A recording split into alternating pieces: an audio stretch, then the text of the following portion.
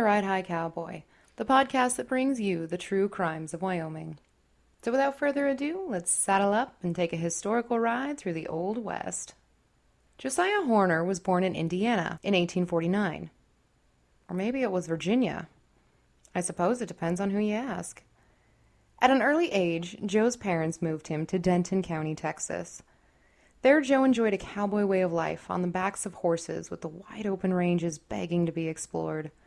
As he spent his childhood in the saddle, Joe couldn't wait for more adventure. When he turned 17, he took part in his first cattle drive, and it solidified in his mind that this was his call of the wild. But those adventures would lead Joe Horner to a life he never could have imagined. As he grew into a young man, Joe found himself with a rough bunch. His ranching partner, Bill Cottenham, and Joe had formed the Horner-Cottenham gang, along with a slew of wayward cowboys. And in 1874, Joe was charged with assault and battery and cattle rustling. It seemed the ranching business in Texas hadn't been so fruitful, and Joe had decided to steal the cattle to fulfill the beef contract he had with Fort Richardson in northeastern Texas. At this time, the Texas housed members of the 91st Cavalry and the 24th Infantry, known as Buffalo Soldiers. While Joe was out on bond from his charges, he found himself in the wrong saloon at the wrong end of a gun. He and his gang returned fire and ultimately injured one Buffalo soldier and killed another. Joe was again locked up behind bars. After a week in jail, Joe's fellow gang members were able to break him out. As the group rode victoriously out of town, they cut every telegram wire they saw to ensure that no one at the jail could send word of their escape. The crew took their newfound freedom as a sign to live loudly, and boy did they ever. The gang went on a crime spree throughout Texas, robbing banks. By the time they reached Comanche, the law had caught up to them. Joe and his gang were arrested outside of San Antonio when they tried to spend the money that they had stolen. But before he could be sentenced, Joe had escaped again after being locked up for only a year. Again, Joe went on a crime spree holding up a stagecoach, but his freedom didn't last long. He was captured again and sentenced to 10 years in prison, along with another 10 years for the Comanche bank robbery. Joe planned his escape as he sat in a prison cell, and by 1879, after only 2 years of incarceration, he was free again.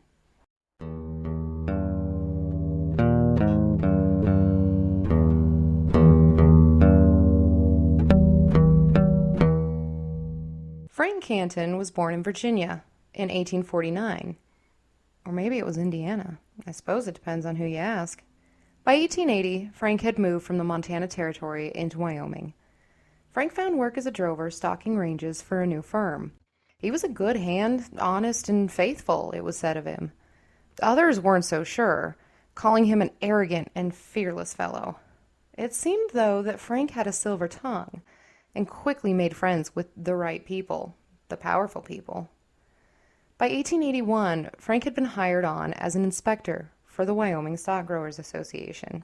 He was now rubbing elbows with Wyoming's elite ranchers and was appointed as a Johnson County deputy sheriff, which allowed him to fulfill his inspector duties as well as arrest anyone who failed the said inspections.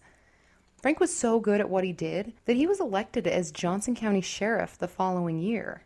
Frank had begun to create a reputation for himself, with Owen Weister describing an interaction with Frank in 1891, stating, quote, "We passed Mr. Canton, Deputy UF Sheriff. Very quiet, very even voice. Does less shooting than any officer in his position. He is feared by all hands," end quote. Others weren't so sure, with Elmer Brock noted as saying that Frank had yellow coyote eyes. It was suggested in the book Powder River Country that Johnson County Deputy Sheriff Chris Gross had to track and kill a horse thief, but that had it been Frank making the arrest, the thief would have given up without any trouble, stating, quote, "It is just the difference in the eye of a man. When Canton got his steely eye on a man that settled in, Canton carried a gun, perhaps sometimes two of them. I never knew of his using one. His eye was sufficient," end quote. By 1884, Frank secured his re-election as Johnson County Sheriff. He, along with his wealthy cattle baron cohorts, ensured that Johnson County was overflowing with cattle and horses. But the temptation of a rustler was too strong, and the cattle thieves moved in as quickly as the cows did. The cattle barons were furious. Their herds were dwindling due to the theft. The homesteaders were encroaching on the government land that the cattle had grazed for years, and the Wyoming Stock Growers Association was losing money because of it. The association had enacted a law that required all mavericks, or unbranded cattle, would fall under their ownership, forcing the small ranches and newcomers to lose a lot of their cattle to the association to bolster the cattle barons' herds. And Frank was all for it. After the devastating winter in 1887 took many of the cattle, the wealthy ranchers began blaming the losses on cattle rustling, and Frank made it his mission to take care of the problem. In his own words, Frank wrote, "Johnson County was the best rendezvous for outlaws that I had ever seen, and they were there, plenty of them." In his 1930 autobiography, Frank recalled problems with road agents. He stated, quote, "Hardly a week passed that the stage was not robbed somewhere along the 450 miles from Rock Creek, Wyoming Territory, on the Union Pacific Railroad to Custer Station, Montana Territory in the Northern Pacific. Things were better after Big Nose George Parrott was killed and 3 members of his gang captured." Canton tells us that he captured the notorious Bill Brown, Parrott's partner, on Piney Creek, north of Buffalo. The Buffalo Bulletin notes, "Deputy Marshal Frank Canton not only deserves great credit for the clever capture of the clever rogue, but catches about $1,000 in cool cash in the bargain." Canton claimed that he split his earnings with his deputies. Frank was able to arrest a plethora of suspected thieves, much to the delight of the association and subsequently the cattle barons. He was one of the good guys, he thought. But the town didn't see it that way. Locals saw Frank as the right hand to the Wyoming Stock Growers Association and the wealthy cattle barons who fought tooth and nail to destroy any small farm and ranch in reach. Frank was closely tied to the association and would lie to local newspapers about his whereabouts in order to conduct business for them. While the paper reported him sick in bed or recovering from a kick to the knee or taking care of his sick wife and children, Frank was out hunting cattle rustlers, identified by the powerful ranchers who had placed him as sheriff. Having decided not to run for a 3rd term as sheriff after a foreman of one of the large ranches escaped his custody under suspicious circumstances, Frank accepted a position as Deputy U.S. Marshal in 1886 and Chief Detective of the Stock Growers Association in 1887.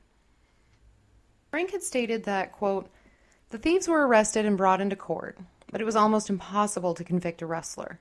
The jury was summoned from the body of citizens of the county and friends and sympathizers. They would turn the defendants loose as fast as we arrested them," end quote.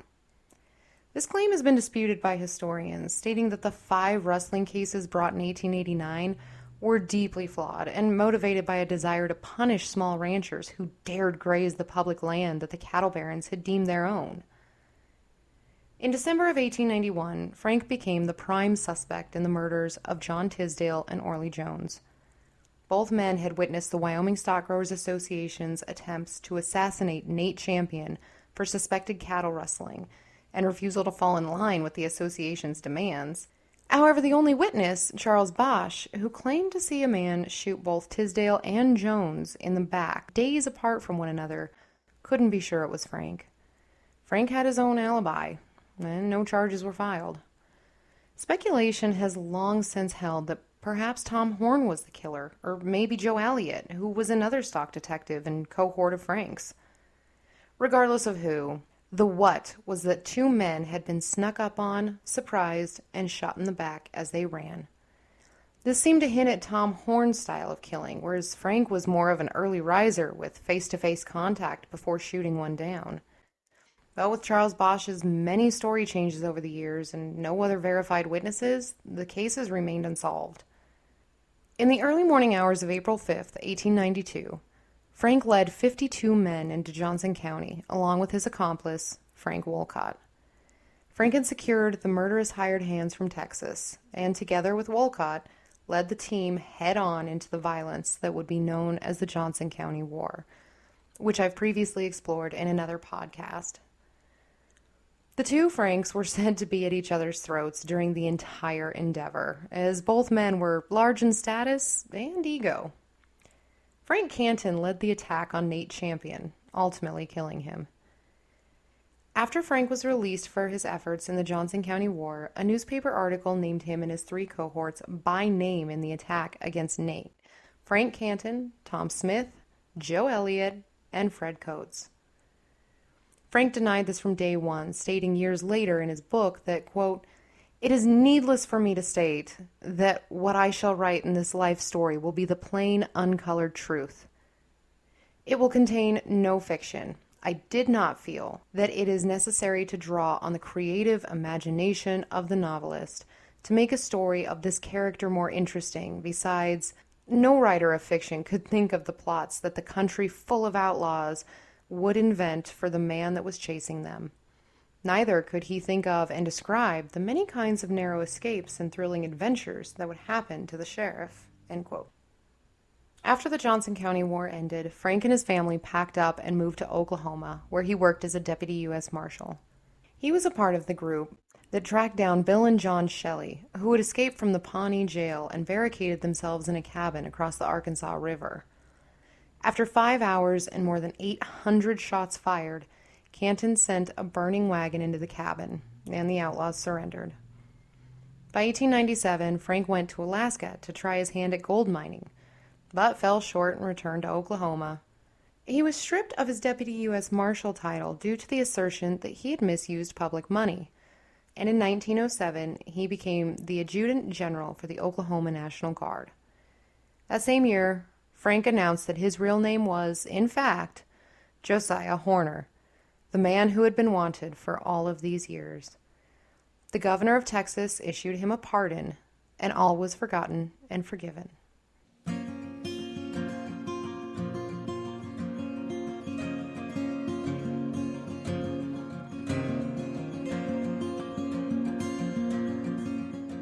By 1925, Frank was old, ailing, and unable to work. His daughter Ruby, who was unmarried, took care of her father and mother as they faded into elderly life. Frank received a small pension from the Texas Cattlemen's Association. Frank, ailing from cancer, was moved with his wife into Ruby's home. By 1927, Frank Canton, aka Josiah Horner, was dead. He was 78 years old.